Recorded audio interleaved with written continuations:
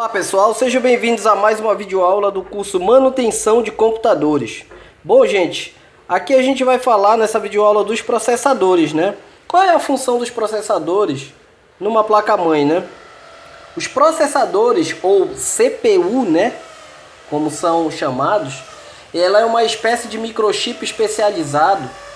E, gente, a função é acelerar, endereçar, resolver ou preparar dados dependendo da aplicação básica, né? Do que é que a gente está falando aqui? No caso, o processador, ele recebe um determinado volume de dados, né? E tudo por padrão binário, gente. Então, a função dele é responder a esse volume, processando as informações em conjunto com a memória RAM, gente. Ou seja, a função do processador numa placa-mãe é, de uma certa forma, trabalhar em conjunto com a memória RAM.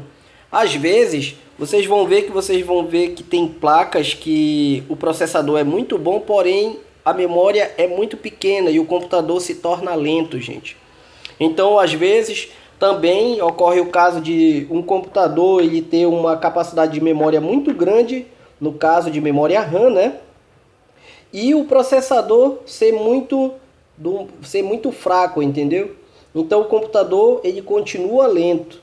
Mas quando o processador é bom e a capacidade de memória também é boa, o computador se torna rápido. Ou seja, o processador ele trabalha em conjunto com a memória RAM para tanto processar as informações que tem no disco rígido, como já foi mostrado que é o HD, também para dar velocidade à máquina, entendeu?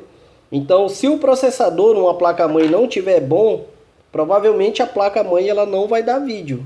O computador não vai dar vídeo. E de uma certa forma, se o processador tiver bom e a memória não tiver boa, não vai dar vídeo a placa-mãe, porque ambos trabalham em conjunto.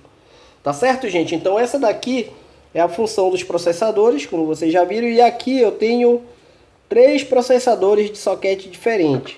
Eu tenho aqui um processador 1150, que é para a placa 1150. Na hora da montagem vocês vão ver por que a diferença. Aqui temos os processadores AMD, ó, que já são para placas AMD. E aqui eu tenho os processadores 775, entendeu?